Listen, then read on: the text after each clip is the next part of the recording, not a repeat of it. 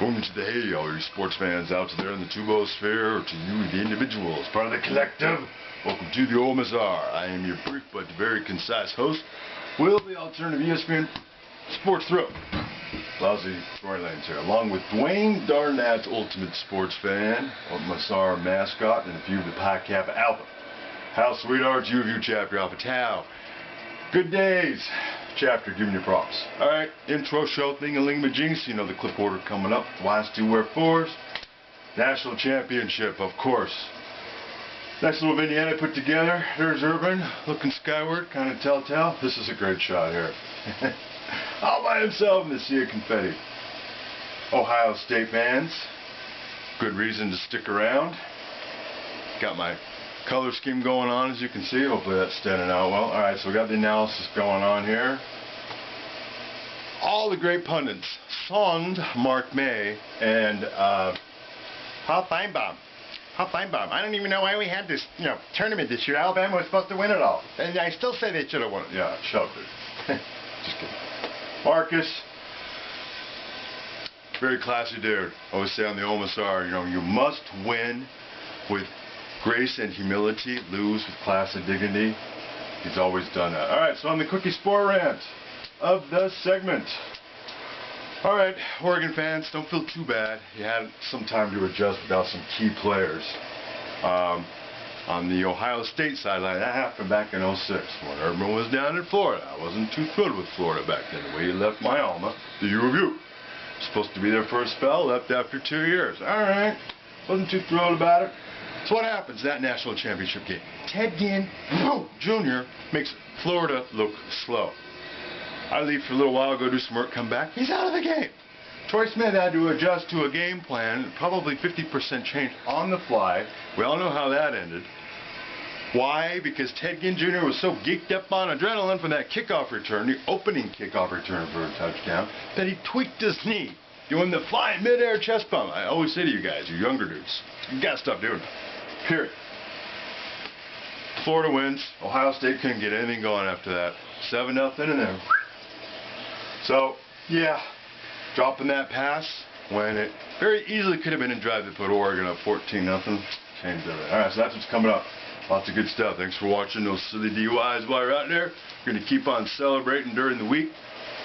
Or taking away your woes for your sorrows. But it was a good year, good playoff nonetheless. Alright, roll clips. Historic night for college football, and an historic night for one of the giants in coaching. Urban Meyer gets his third national championship, his first at Ohio State, and the unlikely story of Cardale Jones in just his third start, leading the Buckeyes to the national championship. Their first since 2002, and snapping an 11-season title drought for the Big Ten. Go ahead and make those confetti angels, because it is Urban Meyer lifting the trophy. What a performance, 42-20. Ohio State was dominant. Reese Davis here with Steve Levy, David Pollack, and Desmond Howard. What a night it was. So we like the playoff system, right? Find out who they are. Ohio State, what a heck of a run to end the season. Total complete domination by the Buckeyes tonight. I was really kicking myself, because I know at the core, football is a very physical sport at its core. And I think we get caught up in the speed and, all the toys and the flash. Stuff that Oregon brings to the game, but it's physical. And we saw them dominate at the point of attack. Mariota couldn't get going because his offensive line, they didn't produce. The first drive, they were very effective running the ball. Yep. After that, Ohio State made some adjustments, and they just wreaked havoc at the point of attack, and they controlled the line of scrimmage. I think one of the stats that you look at in the postgame, and it was very important in the semifinal win in the Sugar Bowl against Alabama, and it was important tonight against Oregon.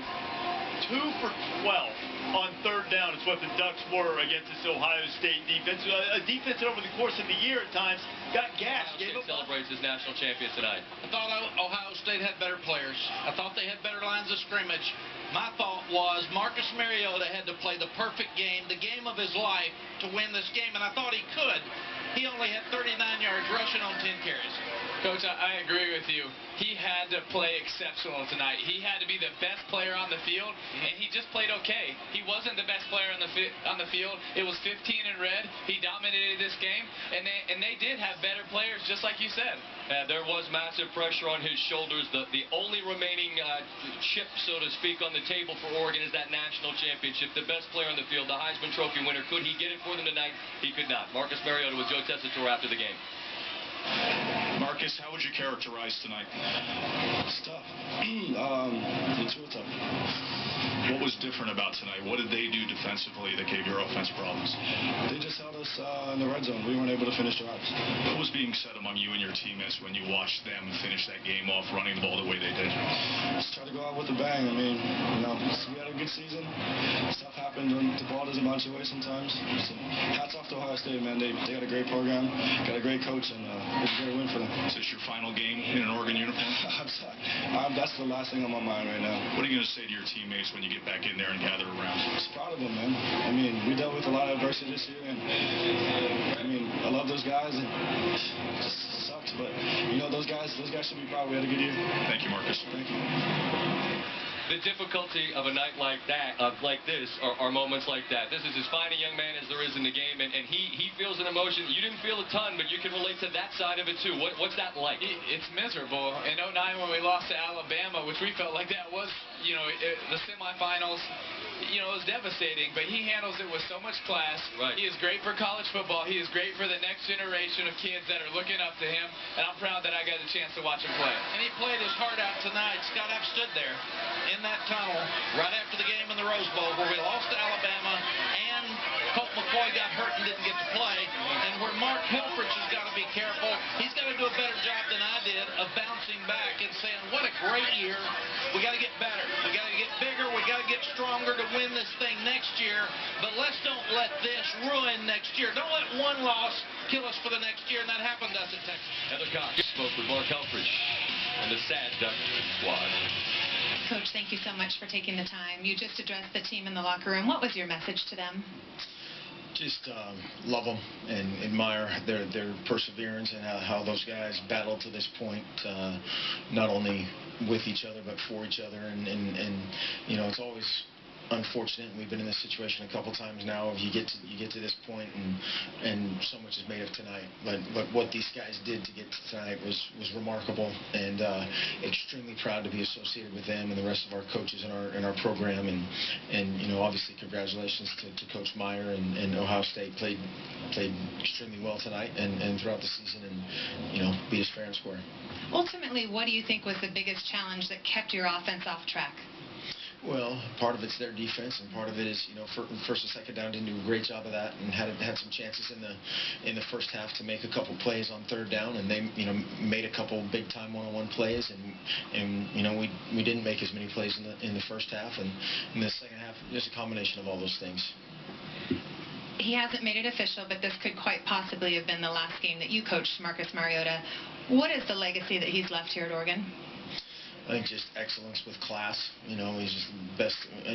He's the best guy I've been around. In that, certainly in that way of a combination, and somebody that has left an incredible legacy, I think, on college football, and certainly as a person, somebody who's a role model for every little boy and girl in the world. I know it's hard right now, but as you take a breath and take a step back and gain some perspective, what will you remember most about this season? Our guys, and how they handled this whole thing, and our coaching staff, who owe a tremendous amount of everything to, in terms of how hard they worked and how much they truly cared about these guys, and it's that's what pains me, is not being able to finish it in the ideal fashion for them. It's just because, again, these guys did so many things right and so many things well, and took a lot of gut punches along the way, and I was just extremely proud of those guys. Coach, thank you so much. Continues for Ohio State. And a final word, and this is Joe Tessitore asked a question that had to be asked of Marcus Mariota as to whether this is his last game. But he has been an exemplary ambassador, and all of the injuries that they've had this year, whether it's on the offensive line, wide receivers, he carried this team as far as he possibly could. He was valiant tonight, despite the fact that he didn't have enough around him to give him enough help, I don't think. Any way this going out on a loss changes anything for Mariota, or he's gone to play on Sundays? I think this is a money game for him. You know, people talked about everything except the draft status. You know, this is a big draft game for him. You know, he's projected to come out and be the #1 draft pick. It's between Mariota and Jameis Winston of Florida State. So in my opinion, when you come out here, you have a lot of GMs here tonight. They want to watch you go up against maybe sort of like an NFL caliber defense based on their physicality. And like we talked about earlier, they struggle in the red zone because that's when you really got to make NFL-type throws because everything is so condensed. The windows are so small that you got to make those tight, precise throws, and that's where they faltered tonight, too. So in my opinion, it was a big money game for him tonight. Well, we all picked keys to the game, and that was one of the things we talked about, was the red zone. Because, again, the field shrinks. Their whole system, now this is a system based on spreading you out, making you defend the whole field. You pick up the back of the end zone when you get near the red zone, so defenders can sit near the goal line, so it makes it a lot harder. Spread offenses aren't as successful down there. That's been the knock on them for years. One touchdown, 4 trips. That's the ball game. One time you get no points, you have to kick field goals. So if you want to boil down to it, that's what cost them the game. A couple drops early on in the game, too, when they had the momentum. When you get up 7-0 right away, and you got a chance to keep that foot on the accelerator, you've got to take advantage of it, and they didn't do it. How about the big drop by Dwayne Stanford? Huge drop. You know, tell me they didn't miss guys like Devin Allen and Darren Carrington. Those guys were very productive receivers. I think they really missed both of them tonight. I know there's no question about it. They certainly did. But Ohio State, really, you know, if not for the 4 turnovers, this score might have been even more lopsided. I mean, they control, as you mentioned, Desmond, I think rightfully so. They controlled this game. And another of the keys that we talked about is Cardale Jones making just his 3rd start. The only other guy that had made his 3rd start in a national championship game was Marcus Rooster Outson from Florida State in the first ever BCS championship game. And any similarities between those performances strictly pushed the ball down the field and made them even more difficult to defend in the running game. They would not have been here without J.T. Barrett. No doubt. That on the table. No question. But I think this offense is better with him in the lineup. I think this offense is better with Cardale because the pieces around you, Devin Smith is one of the best deep threats in the game. I mean, he goes up and gets it. With his arm talent, you can stretch the field. Now, here's the thing. You have him and Ezekiel who are both physical backs who can run. Another thing it made Ohio State do, in my opinion, is it made them commit more to the running game.